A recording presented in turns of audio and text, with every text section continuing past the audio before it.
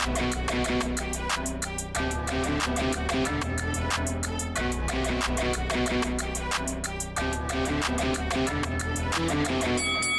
guys, welcome to Boxing Squared for boxing news and views from around the internet. Following a pretty convincing win over Derek Chisora, the question now becomes, who should Joseph Parker face next in 2022? Unlikely to be a title shot. I guess there's an outside possibility, but more than likely he's going to have to stay busy. And who should that opponent be? Because after a win over Derek Chisora, you don't want to see the level go down, but there are some names that could potentially be some very good matchups, and some names like DAZN have thrown out that I think maybe a little more unlikely, but we'll cover that. First name, Joe Joyce. So Joyce currently number 1 in the WBO rankings, and Joseph Parker number 2. So from a sanctioning point of view, it would make some sense if these guys fought, because that could determine who would be the next WBO mandatory. So from that perspective, I think it makes sense, and it's also a very good fight. In Joseph Parker, you've got a guy with fast hands, good skills, and Joe Joyce, aka the Juggernaut, just keeps coming. He can take a lot of punishment and likes to dish it out as well. I think it would be a very intriguing matchup. Joyce also the bigger man, so Parker would have to overcome some height and reach disadvantages to get some of his work away. And as he's more of a long-range, sort of mid-range sort of fighter, it'd be an interesting test for him to try to overcome, because it'd be harder for him to bully Joe Joyce like he tried to do against a, shop-worn Derek Chisora in that rematch. But interesting matchup, and these guys have rankings across various sanctioning bodies, relatively high in the WBC, both these guys as well. So, it could be a very good fight. And I would note Joe Joyce is the number 1 rated fighter in the WBO. That is a different thing from being declared the WBO mandatory, which he is not at this point. Just the number 1 rated contender at this point. Kubrat Pulev. This has been a name that sort of emerged in the day or two before the rematch with Derek Chisora. Some media reporting out of Bulgaria. So I had a few different DMs on Twitter, people saying, look, Joseph Parker is being sort of thrown out there as a possible opponent for Kubrat Pulev, the 2-time title challenger who's looking to box on in the heavyweight division. So recently he fought Frank Mir. That was not strictly boxing. It was some sort of hybrid. It was a Triller event. Mir, a former MMA fighter. Kubrat Pulev starched him in the first round and looked pretty good in doing so. But against a washed Frank Mir, well, it's a little different from a guy like Joseph Parker, who's still in his prime. But it could be a very interesting matchup. And I guess one of the things I would say about the Pulev fight and the Joyce fight, there could be money to be made for Team Parker. And if you did watch that documentary, and if you followed Joseph Parker's career to any extent in the documentary, there was a DAZN one in the lead up to the Chisora rematch. Very evident, and it's always been pretty transparent, publicly at least. They're going for the biggest money and also managing the risk and weighing that up at the same time. But it's definitely money and risk hand in hand together when selecting opponents. And I always said with the Derek Chisora fight, the first time around and even the second, biggest money offer out there for a certain level of risk, and they were willing to sort of take that on. And I think Kubrat Pulev falls into that similar sort of camp, that they would think, with Pulev being past prime now, but still a decent heavyweight, but past prime, that they would like that matchup for Parker, and probably some decent money to be made from him.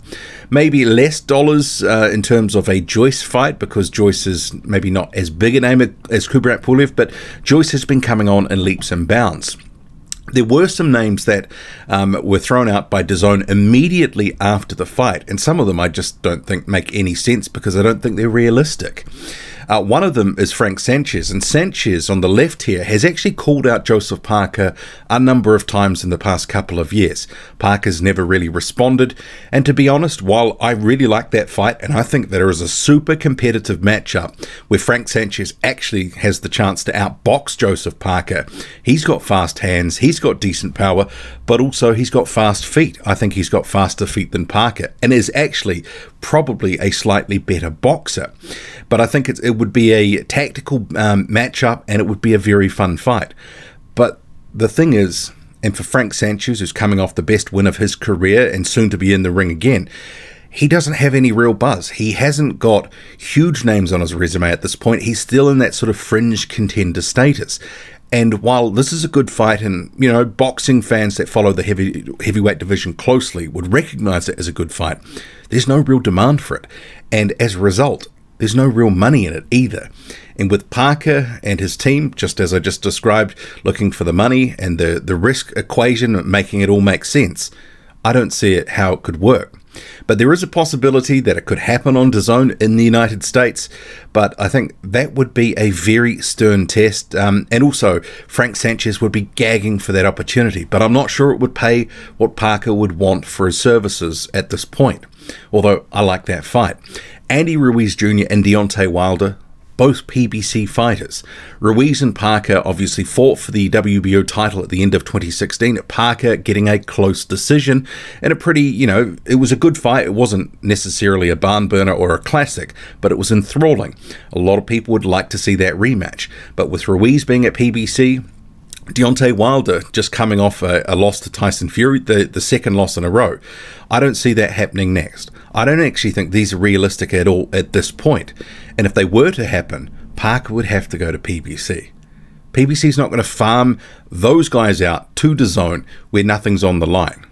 I think we just need to get real about that. So while I like those matchups, and I hope that Joseph Parker would fight these types of guys, promotional considerations do come into it. So I think Frank Sanchez, the most likely out of that, but there's no money in that, not the sort of money Parker and his team would want. Let's be real. Demsey McKean, though, so the Australian world-rated heavyweight who's now with Matchroom. He just had his first fight with Matchroom in the United States recently. That was against Don Hainsworth. Potentially, this could be a fight that could happen. I mean, I think it's maybe less likely than, say, a Joyce fight or a Pulev fight, but if they were to have the fight in New Zealand or Australia, it would be pay-per-view in either country, and ultimately it might sort of stack up from that standpoint, and it could be DAZN the rest of the world. Bearing in mind that Joseph Parker's fights in New Zealand are always pay-per-view, so the last one, $40. So that just because McKean isn't a household name elsewhere doesn't mean it couldn't make money in New Zealand and Australia enough to get it done. And I think Parker, for the risk and reward equation, especially the risk thing, I think he would fancy himself to stop Demsey McKean. And rounding up this video, a name that Bob Arum, the top-ranked promoter, mentioned was Joseph Parker to face Tyson Fury. But I think the reality is Parker himself, who is obviously a big fan of Tyson Fury, a friend of his, has said multiple times he wouldn't fight Fury, and he looks up to him, he's an inspiration to him, and all that sort of stuff. Just feels like Bob Arum threw those comments out there without really putting any thought into them or awareness of the statements Parker has made. I haven't really heard Fury rule out a Parker fight, but he has described Parker before as being a poor man's Tyson Fury. So not exactly the highest praise from Fury, who is a friend of Parker, but obviously I don't think it's going to happen. But outside possibility, but I think Fury would definitely be a hot favourite to win that one. Although Joseph Parker, if he can bring more of an Andy Lee aggressive style and continues to improve, I think that maybe closes the gap a bit, but I think Fury would go on a raging hot favourite. But unlikely, as I say. But I do think the likes of Joyce and Kubrat Pulev, they could certainly be very viable options in the first half of 2022 for Joseph Parker. What do you make of it all? Drop a comment, loud and often, hit like, hit subscribe, follow me on Twitter, boxing_squared. I'm out.